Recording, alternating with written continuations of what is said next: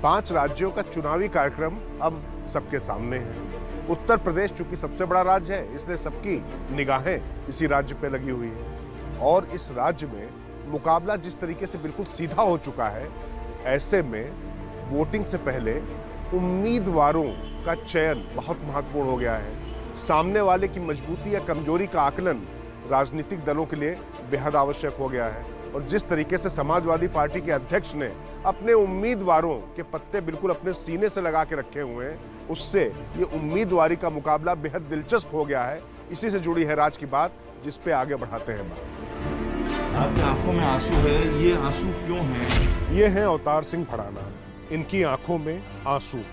अखिलेश के सहयोगी आरएलडी ने भड़ाना को जेवर से टिकट दिया। अचानक भड़ाना ने कोरोना होने के चलते उम्मीदवारी वापस लेने का ऐलान कर दिया।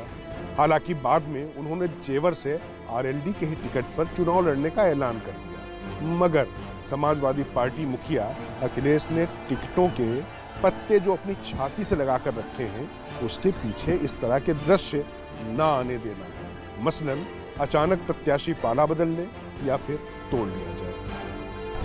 इसे यूं समझिए कि यूपी में दांव पेच का खेल इतनी बारीकी से हो रहा है कि किसका अगला कदम क्या होगा, यह अनुमान लगा पाना बिल्कुल असंभव सा हो गया है। महाभारत की पेचीदगियां इतनी ज्यादा हैं कि सब हैरान हैं और एक एक सीट पर जिस तरीके से तैयारियां की जा रही हैं, वो वाकई हैरान कर देने वाला है।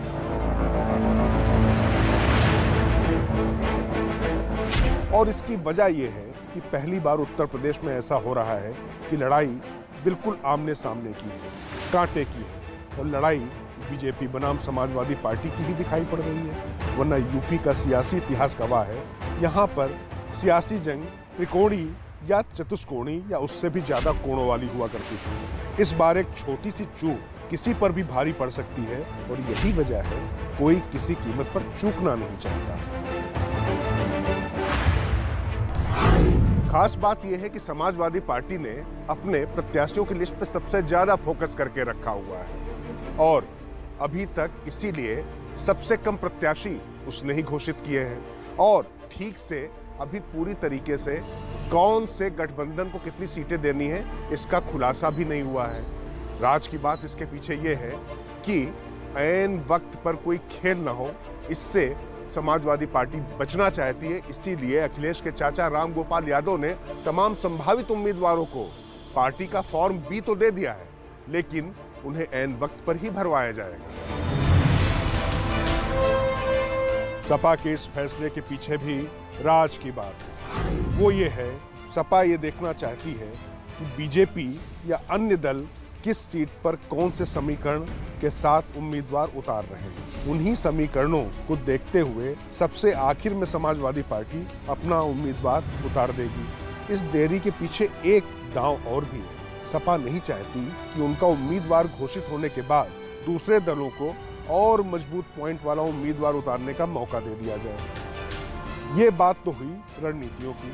इसके साथ ही साथ जिस तरह से इस समय उत्तर प्रदेश में सियासी तोड़फोड़ का दौर चल रहा है, उसमें सपा को ये भी डर है कि कहीं उम्मीदवार घोषित करने के बाद उसे तोड़ ना लिया जाए। इसीलिए समाजवादी कुनबा वेट एंड वॉच के मोड पे है, लेकिन इंतजार की मियाद तय है और नामांकन की तारीखों की भी। इसीलिए प्लान बी पर भी समाजवादी पार्टी ने बहुत संजीदा तरीके से काम कर रखा है। भले ही अभी पर्चे भरने में देरी दिखाई जा रही हो और घोषणा ना हो रही हो, लेकिन हर समीकरण के लिहाज से उसने अपने प्रत्याशी तय करके रखे हुए।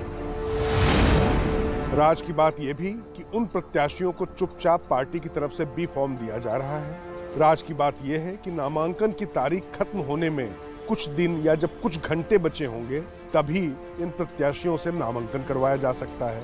इसका फायदा ये होगा कि कम से कम प्रत्याशी की घोषणा होने के बाद तोड़फोड़ का मौका बीजेपी को नहीं मिल पाएगा, ऐसा समाजवादी पार्टी के नीति नियंताओं को लगता है। तो राज की बात यह है कि भले ही सपा और बीजेपी के बीच में सीधा मुकाबला हो और तू डाल डाल और मैं पात पात की तर्ज पर एक दूसरे को चकमा देने की कोशिश हो रही हो, लेकिन दोनों ही दल जानते हैं कि इस बार प्रत्याशी भी बेहद इंपॉर्टेंट होंगे और उनकी इसी महत्ता को समझते हुए बहुत सूझबूझ के साथ दोनों ही दल कदम रख रहे हैं, यानी चुनाव वाकई जैसे क्रिकेट में आखिरी गेंद तक दिलचस्प होता है ना, वैसा ही होने जा रहा है।